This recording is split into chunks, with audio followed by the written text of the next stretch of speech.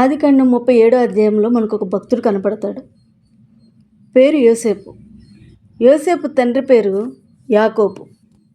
యాకోబు ముసలి వయసునప్పుడు యోసేపు పుట్టడం వలన ఉన్న పిల్లలందరిలో కల్లా ఈ యోసేపుని అమితంగా ప్రేమిస్తాడు. అలా ప్రేమించిన యాకోబు ఈ యోసేపుకి ఒక విచిత్రమైన అంగి ఒకటి కుట్టించి ఇస్తాడు. ఎప్పుడైతే విచిత్రమైన అంగి కుట్టించి యోసేపుకి ఇస్తాడో ఇది చూసిన మిగిలిన పిల్లలందరూ కూడా యోసేపు యొక్క సహోదరులు, ఒరే నాన్న మనకన్నా ఎక్కువ యోసేపునే ప్రేమిస్తున్నాడు అని ఒకరికొకరు చెప్పుకొని ఈ యోసేపు మీద పగపెట్టుకొని అతని క్షేమాన్ని కూడా అడగడానికి ఇష్టపడరు. మీరు అక్కడ వాక్యం చదివితే ఏమని ఉంటుందంటే, వారు అతని యందు పగపట్టి అతని క్షేమ సమాచారమైనను అడగలేకపోయిరని ఉంటుంది. ఆనాడే కాదండి, ఈనాడు కూడా చాలామంది ఎదుటి వాళ్ళ క్షేమాన్ని అడగడానికి అస్సలు ఇష్టపడరు. ఎదుటి వాళ్ళ దగ్గరికి వెళ్ళి బాగున్నావా అని అడిగితే నాకన్నా ఎక్కడ ఎక్కువ బాగుపడిపోతాడో అనే భయంతో అడగరు. ఒకవేళ నేను బాగున్నాను అని చెప్తే రేపు నా దగ్గరకు వచ్చి ఎక్కడ అప్పు అడుగుతాడా అని ఇంకో భయం. మనసు లోపల అభద్రతా భావాలు పెట్టుకొని కనీసం ఎదుటి వాళ్ళ క్షేమాన్ని అడగడానికి కానీ వాళ్ళ క్షేమాన్ని కోరుకోవడానికి కానీ ఏమాత్రం ఇష్టపడరు. పూర్వం నుంచి ఒక మాట ఉండేది, ఎదుటోడు క్షేమంగా ఉంటేనే మనం క్షేమంగా ఉంటాం, వాళ్ళు బాగుంటేనే మనం బాగుంటాం. ఒకసారి ఒక పెద్ద ఆయన కొత్త బండి కొనుక్కొని నా దగ్గరికి తీసుకొచ్చాడు. ప్రార్థన చేయమన్నాడు. చేశా. ఏమని చేశానంటే, ప్రభువా ఈ పెద్ద ఆయన రాకపోకలేదు మీరు తోడుండండి.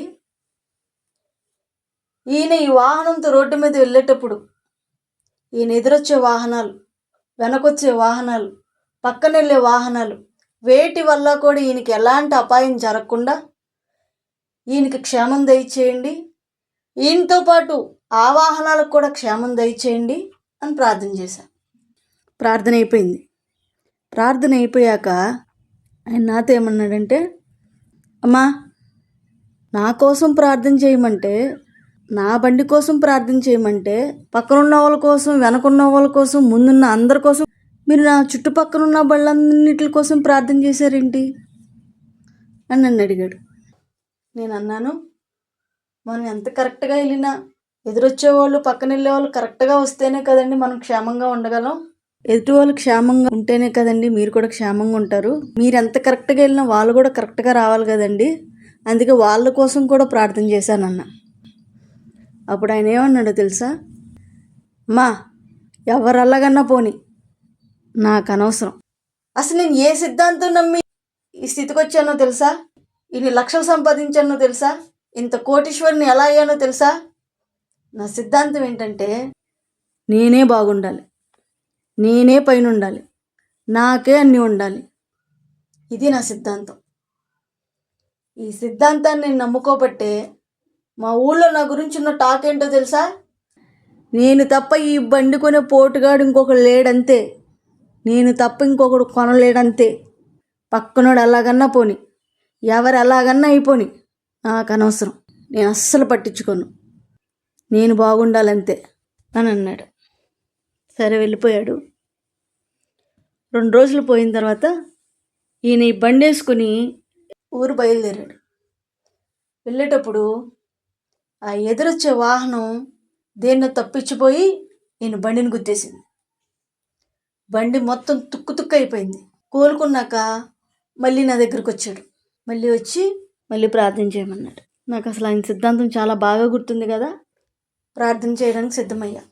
ఏమన్నంటే, ప్రభువా ఈ పెద్ద ఆయన సిద్ధాంతం నేనే బాగుండాలి, నేనే పైన ఉండాలి, నాకే అన్నీ ఉండాలి అన్న ఈ పెద్ద ఆయన సిద్ధాంతాన్ని మీరు ఒక్కసారి జ్ఞాపకం అని అన్నాను అంతే. వెంటనే గట్టిగా అమ్మ ఆ ప్రార్థన మాత్రం చేయకమ్మా.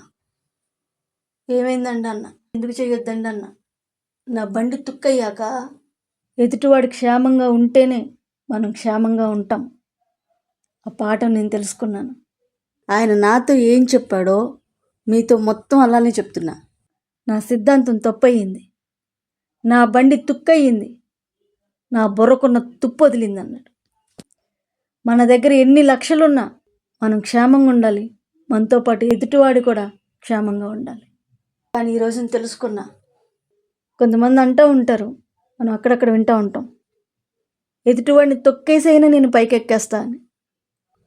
నేనేం చెప్తున్నానంటే, ఎదుటివాడిని తొక్కేసైనా పైకెక్కేస్తా అనే కంగారులో నీకున్నది పారేసుకోకు, నువ్వు కలిగింది పోగొట్టుకోకు. నువ్వు బాగుండు, నీ పక్కనున్నవాడిని కూడా బాగుపడి నువ్వు. పరిస్థితి బాగున్నప్పుడు సాయం అందించు.